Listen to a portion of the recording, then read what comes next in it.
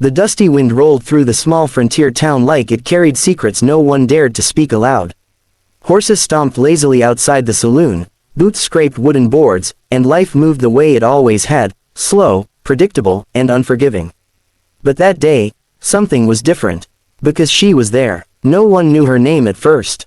She arrived quietly, wearing a faded blue dress that had seen better days, her shoes worn thin, her face tired, but her eyes held something unusual. Not fear, not desperation, something deeper, hope. She stood outside the general store, clutching a small folded paper, glancing at it as if it carried the last direction her life had to offer. Inside, men watched her curiously, whispering between themselves. A stranger in a town like that was always noticed, but a young woman alone. That was rare. The first job offer came quickly. Old Mr. Harper, the store owner, stepped outside and leaned against the wooden frame. "You looking for work, miss?" he asked, his voice rough but not unkind. She hesitated for a moment. "Yes, sir. I need help cleaning, stocking, long hours, but I'll pay fair." Anyone else in her position would have accepted immediately. She had no luggage, no horse, no family in sight. She needed it, but she shook her head. "No, thank you." Mr. Harper frowned, confused. "You sure ain't gonna find easier work than this?" She gave a polite smile. "I'm sure." Inside the saloon across the street, a man watching from the shadows narrowed his eyes. He had seen desperation before. He knew what it looked like.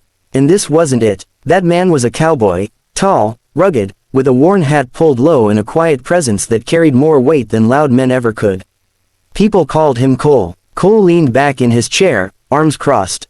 "That's strange," he muttered. Minutes later, the second offer came. A woman named Mrs. Calloway approached her, adjusting her shawl. "You can help me at the boarding house. Cooking, laundry, you'll have a bed too." Again, the girl listened carefully. Again, she refused. This time, whispers started spreading.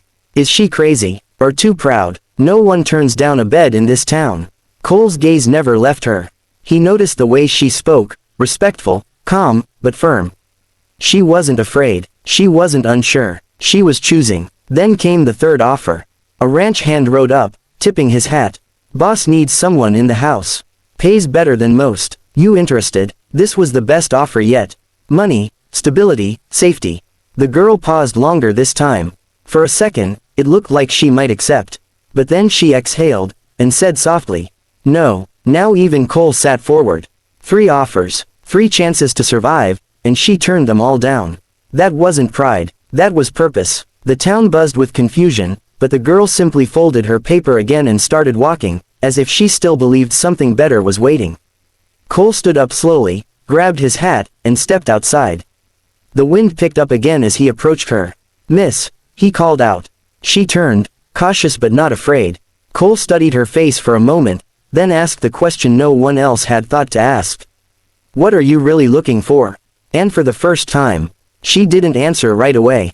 Chapter 2, A Truth No One Expected.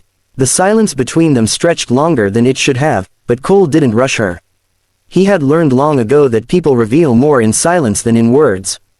The girl looked down at the paper in her hand, her fingers tightening around it as if it carried both her past and her future. Finally, she spoke. "I'm not looking for just a job," she said quietly. Cole tilted his head slightly. "Then what are you looking for?" She looked up, her eyes meeting his with a strength that caught him off guard. "I'm looking for a place where I belong." That answer hit differently. Not money, not safety, belonging. Cole had spent most of his life drifting from ranch to ranch, town to town. He knew what it meant to survive.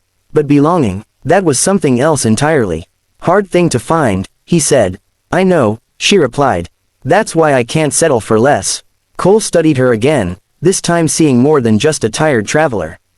There was pain in her story, but also determination. "What's your name?" he asked. "Eliza." He nodded. "Cole." She gave a small, polite smile. For a moment, neither of them spoke. Then Cole glanced at the paper in her hand. "That what you've been looking at all day?" She hesitated, then handed it to him. It was worn and creased, like it had been carried for a long time. Cole unfolded it carefully. It was a letter, a job offer, but not like the others. It mentioned a ranch on the outskirts of the territory. A place that needed help rebuilding. A place that promised more than wages, it promised a new beginning. But there was one problem. That ranch burned down months ago, Cole said. Eliza's face fell, but only slightly. I know. Then why are you still looking for it? She took a breath. Because it was the only place that didn't treat me like I was just something to use. Cole's jaw tightened slightly. What do you mean? She looked away for a moment before answering. Every place I've worked, every town I've been to, people don't see me. They see what I can do for them. Cook, clean, serve, and then move on. Her voice didn't break, but it carried weight. This place, she continued, pointing to the letter, they wrote to me like I mattered. Like I was more than just hands to work. Cole folded the letter slowly. And you believe that still matters, even if the place is gone? She nodded, because whoever wrote that letter, they meant it. For the first time in a long while, Cole felt something stir in his chest. Respect. He handed the letter back to her. You're not wrong, he said quietly. Eliza looked at him, surprised. But you are chasing something that might not exist anymore. She smiled faintly. Then I'll keep walking until I find something that does. Cole exhaled slowly, glancing toward the horizon. He knew that ranch, and he knew something she didn't. It hadn't just burned down. It had been abandoned. By everyone, including him. He looked back at her. What if I told you that place isn't completely gone? Eliza's eyes widened slightly. You know it. Cole adjusted his hat. I do. Hope flickered in her expression again, but this time, it was stronger. Can you take me there? She asked. Cole paused. This wasn't just about showing her a place. This was about reopening something he had buried long ago. But as he looked at her, he realized something. Maybe she wasn't the only one searching for a place to belong. Yeah, he said finally. I can. Chapter 3. The Ranch of Broken Dreams. The journey took hours, and the further they rode from town, the quieter the world became. The noise, the judgment, the offers, everything faded behind them. Eliza held onto the saddle tightly, her eyes scanning the land ahead with a mixture of fear and hope. Is it far? She asked. Not much longer, Cole replied. But his voice carried something heavier now. Regret. As they approached the land, the remains of the ranch slowly came into view. Burnt wood, broken fences, empty space where life once existed. Eliza's breath caught. This is it. Cole nodded. This was it. She stepped down from the horse slowly, walking toward the ruins. Her expression didn't show disappointment the way most would expect. Instead, it showed understanding. It was real, she whispered. Cole watched her, carefully. You're not angry? He asked. She shook her head. No, because someone built this with hope once. She turned to him. What happened? Cole hesitated, then finally answered. I left. She frowned slightly. You owned this place. He nodded. And when things got hard, I walked away. Eliza looked around again. You didn't lose it, she said softly. You gave up on it. Those words hit harder than anything he had heard in years. Cole looked at the ground. Yeah. Silence filled the air. Then Eliza did something unexpected. She walked toward a broken beam, and lifted it.